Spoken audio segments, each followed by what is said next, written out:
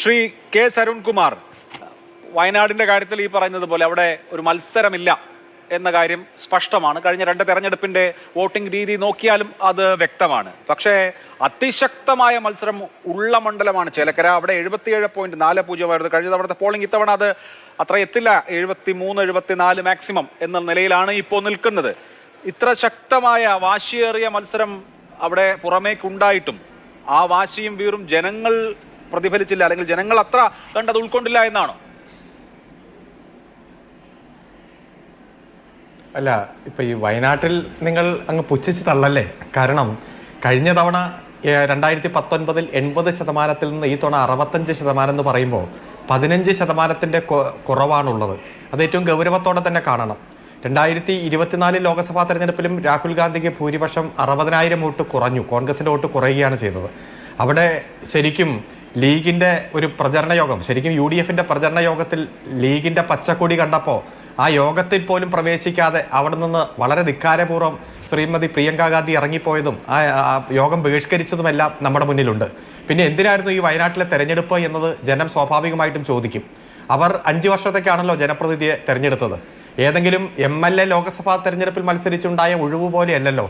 താൻ മറ്റൊരു മണ്ഡലത്തിൽ മത്സരിക്കും എന്നുള്ള കാര്യം മനഃപൂർവ്വം മറച്ചുവെച്ച് വലിയ ഭൂരിപക്ഷത്തോടെ ജയിപ്പിച്ചിട്ടും ആ MP സ്ഥാനം ഉപേക്ഷിച്ചു പോയ ഒരു പ്രതിഷേധം സ്വാഭാവികമായിട്ടും കഴിഞ്ഞ തവണ തെരഞ്ഞെടുപ്പിൽ വിജയിപ്പിക്കാൻ ഇറങ്ങിയ കോൺഗ്രസ്സുകാരുടെ ഭാഗത്തെല്ലാം ഉണ്ടാകും. പിന്നെ ശ്രീമതി പ്രിയങ്ക ഗാന്ധി ഈ തെരഞ്ഞെടുപ്പ് നേരിട്ടപ്പോൾ ആദ്യം പറഞ്ഞത്, എല്ലാ യോഗങ്ങളിലും പറഞ്ഞത് 3 കാര്യമാണ്. ഒന്നാമത്തെ കാര്യം, വന്യജീവി മനുഷ്യൻ ആക്രമണവുമായി ബന്ധപ്പെട്ടുകൊണ്ട് നടപടി സ്വീകരിക്കും. അതുപോലെ കർണാടകത്തിലേക്കുള്ള രാത്രി യാത്രാക്ലേശം ഞാൻ പരിഹരിക്കും. വയനാട്ടിൽ മെഡിക്കൽ കോളേജ് ഉണ്ടാക്കും. ഇത് 2019 ശ്രീ രാഹുൽ ഗാന്ധിയുടെ തെരഞ്ഞെടുപ്പ് പ്രകടന പത്രികയിൽ ഉൾപ്പെടുത്തിയതും എല്ലാ യോഗങ്ങളിലും അദ്ദേഹം പ്രസംഗിച്ചതാണ്.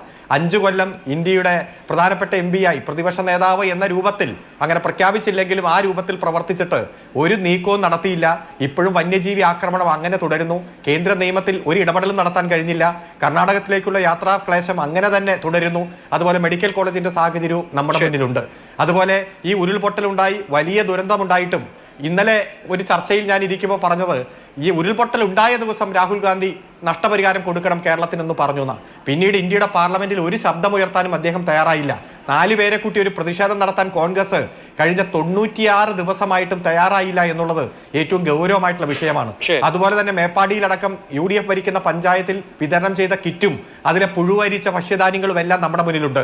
അതുകൊണ്ട് UDFനെതിരായിട്ടുള്ള പ്രതിഷേധവും കോൺഗ്രസിനെതിരായിട്ടുള്ള പ്രതിഷേധവുമാണ് ഈ 15% വോട്ട് കുറഞ്ഞതെന്നതാണ് ഞാൻ മനസ്സിലാക്കുന്നത്. മറ്റൊന്ന് ചേലക്കരയുമായി ബന്ധപ്പെട്ടുകൊണ്ട് അവിടെ വോട്ടിംഗ് ശതമാനം ഇപ്പോഴും പല ബൂത്തുകളിലും ക്യൂ നിൽക്കുകയാണ്.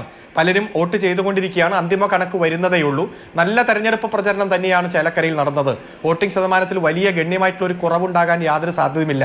കാരണം കഴിഞ്ഞ തവണ 100 വോട്ടുകൾ പോൾ ചെയ്യുമ്പോൾ അതിൽ 54 വോട്ടും കിട്ടിയത് LDFനാണ്. UDFന്റെയും BJPയുടെയും വോട്ട് കൂട്ടിയാൽ 43% ഉള്ളൂ. ഞങ്ങൾക്ക് 54%, അവർക്ക് 43%മാണ് ആകെ പോൾ ചെയ്ത വോട്ടിന്റെ ശതമാനം. അതുകൊണ്ട് എത്ര കണക്ക് കൂട്ടിയാലും ഒരു പ്രശ്നമുള്ളത് ചേലക്കര എന്ന് പറയുന്നത് കഴിഞ്ഞ തവണ കിട്ടിയതിനേക്കാൾ കൂടുതൽ ശാശ്വതമായി ഒരു വോട്ട് ബ്ലോക്കായി നിലകൊള്ളുന്ന ഒരു പ്രദേശമല്ല. 2016 UR പ്രദീപ് തന്നെ 10,200 വോട്ടിന് ജയിക്കുന്നു. 3 കൊല്ലം കഴിഞ്ഞ് ലോക്സഭാ തെരഞ്ഞെടുപ്പ് വരുമ്പോൾ ഇപ്പോഴത്തെ സ്ഥാനാർത്ഥി രമ്യ ഹരിദാസിന് 23,695 വോട്ടിന്റെ ലീഡാണ്. താങ്കൾ ഈ പറഞ്ഞ 54% നിങ്ങൾക്ക് കിട്ടിയെന്ന് പറഞ്ഞ മണ്ഡലം UDFന് 2019 കൊടുത്തത്. 23,695 വോട്ടിന്റെ ലീഡ് രമ്യ ഹരിദാസിന് 2019 കൊടുത്ത മണ്ഡലമാണിത്. അത് കഴിഞ്ഞ് 2 കൊല്ലം കഴിഞ്ഞ് നടന്ന തെരഞ്ഞെടുപ്പിലാണ് താങ്കൾ പറയുന്ന വലിയ ഭൂരിപക്ഷം 39,400 കെ രാധാകൃഷ്ണൻ ഉണ്ടാവുന്നത്. പക്ഷേ വീണ്ടും ഒരു 2 വർഷം കഴിഞ്ഞ് തെരഞ്ഞെടുപ്പ് നടക്കുമ്പോൾ 5,173 കുറഞ്ഞു. ഞാൻ പറയുന്നത് ഈ ചേലക്കരയിലെ വോട്ട് അങ്ങനെ ടേക്കൺ ഫോർ ഗ്രാൻഡഡ് ആക്കണ്ട. അത് അങ്ങോട്ടും ഇങ്ങോട്ടും ഒക്കെ മാറും. അതൊക്കെ നമ്മൾ 23-ാം തീയതി റിസൾട്ട് വരുമ്പോൾ മാത്രമേ എന്താണ് സംഭവിച്ചതെന്ന് മനസ്സിലാക്കാൻ കഴിയുന്ന അവസ്ഥയുള്ളൂ. അല്ല, അതൊരു മാധ്യമ പ്രവർത്തകൻ എന്ന രൂപത്തിൽ അങ്ങേക്ക് കണക്കുകൂട്ടാൻ അതേ പറ്റൂ. പക്ഷേ ഫീൽഡിൽ വർക്ക് ചെയ്യുന്ന സഖാക്കളുമായിട്ട് അടുത്ത് ഇടപെടുന്ന ആളും അതുപോലെ അങ്ങനെ വർക്ക് ചെയ്യുന്ന ആളെന്ന രൂപത്തിൽ എനിക്ക് കൃത്യമായിട്ട് പറയാൻ കഴിയും. ലോക്സഭാ തെരഞ്ഞെടുപ്പിന്റെ പാറ്റേൺ അല്ല നിയമസഭാ തെരഞ്ഞെടുപ്പിന്റെ പാറ്റേൺ. നിയമസഭാ തെരഞ്ഞെടുപ്പിന്റെ പാറ്റേൺ വ്യത്യസ്തമാണ്. ലോക്സഭാ തെരഞ്ഞെടുപ്പിൽ നമുക്കറിയാലോ, എല്ലാം നമ്മൾ പലതവണ ചർച്ച ചെയ്താണ്. അതുകൊണ്ട് ഒരു തരത്തിലും ആരും മനപ്പായസം ഉണ്ടണ്ട. ചേലക്കരയിൽ കഴിഞ്ഞ തവണത്തേക്കാൾ ഗംഭീര ഭൂരിപക്ഷത്തിൽ തന്നെ ഇടതുപക്ഷം വിജയിക്കും. വികസനത്തിന്റെ രാഷ്ട്രീയമാണ് അവിടെ ഗൗരവത്തോടെ ചർച്ച ചെയ്തത്. അത് ജനങ്ങൾ അംഗീകരിക്കും, യാതൊരു സംശയവും.